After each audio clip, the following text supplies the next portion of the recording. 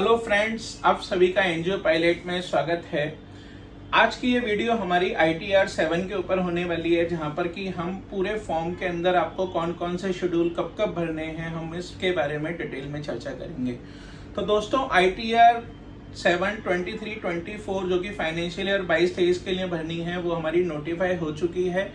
ITR 7 में basically जो सबसे पहले आपको शेड्यूल मिलेगा वो मिलेगा जनरल का। जनरल के अंदर आप अपने ट्रस्ट, सोसाइटी, सेक्शन 8 कंपनी जो भी है आपकी, उसकी डिटेल डालेंगे।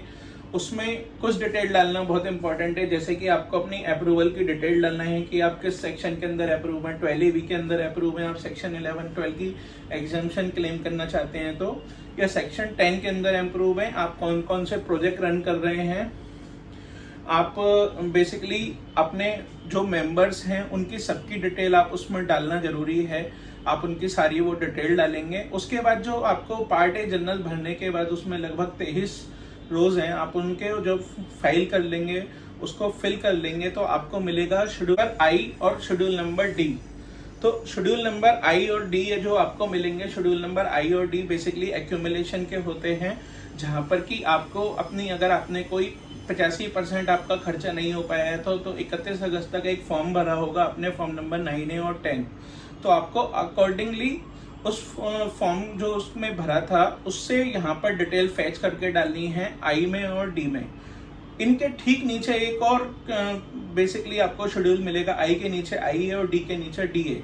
तो ये बात करता है आपके प्रीवियस ईयर एक्यूमुलेशन की, जो आपने पिछले सालों में भी एक्यूमुलेट कर रखा है, वो भी आपको इसके अंदर डिटेल भर के डालना है।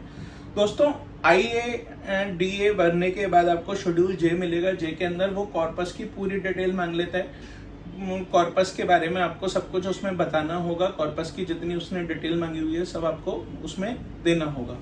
नेक्स्ट आएगा दोस्तों आपका पार्ट BS, बैलेंस शीट आपको उसमें फिल करनी होगी, जो आपकी सोसाइटी, ट्रस्ट, सेक्शन 8 कंपनी की आपकी बनी हुई है। उसके बाद आएगा दोस्तों शेड्यूल नंबर BC मतलब वॉलेंट्री कंट्रीब्यूशन। जो भी आपको चैरिटेबल ट्रस्ट, रिलीजियस ट्रस्ट से जो भी आपको वॉलेंट्री कंट्रीब्यूशन आया हुआ है, आप उसकी डिटेल डालेंगे। उसके नीचे मिलेगा आपको AI। तो AI में भी आपको अपनी इनकम की डिटेल डालनी होती है। हमने प्रीवियस वीडियोस में भी आपको बताया हुआ है कि आपको कब AI में कौन कौन सी डिटेल डालनी होती है। उसके नीचे आपको मिलेगा schedule number A। Schedule number A completely introduce नया किया गया है। पहले ITR 7 में EC और ER हुआ करते थे, अभी शेड्यूल नंबर A इंट्रोड्यूस किया गया है, जिसके अंदर आपको पहले से थोड़ी कम मेहनत करनी है, बट आपको उसमें डिटेल डालनी होगी अपने सारे ऑब्जेक्ट्स, जो आपने समाज सेवा का कार्य किया हुआ है, वो जो आपने खर्चा किया हुआ है, उसकी सारी आपको डिटेल डालनी होगी। दोस्तों, नेक्स्ट आएगा आपका इनकम एक्सपेंडिचर स्टेटमेंट। जैसे कि हमने बताया था कि government hospital, government educational institution या गवर्नमेंट ना होकर प्राइवेट एजुकेशनल इंस्टीट्यूशन और प्राइवेट हॉस्पिटल्स को IE3 IE4 भरना होता है रेस्पेक्टिवली।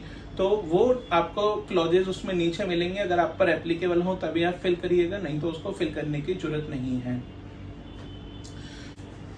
दोस्तों, नेक्स्ट आएगा आपका 115 TD। 115 TD मतलब एक्रेडिटेड टैक्स जो आपने फिल किया होगा, जो आपको एक्रेडिटेड टैक्स जो आपको लगा है उसकी आपको इसमें डिटेल देनी है। फिर आएगा आपका 115 BBI।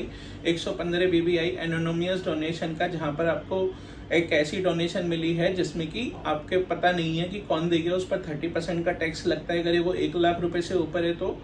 फिर आपका आएगा टोटल इनकम का शेड्यूल पार्ट B TI। तो ये सारे शेड्यूल भरने के बाद वैलिडेट करेंगे, आप अपनी रिटर्न को सबमिट कर सकते हैं।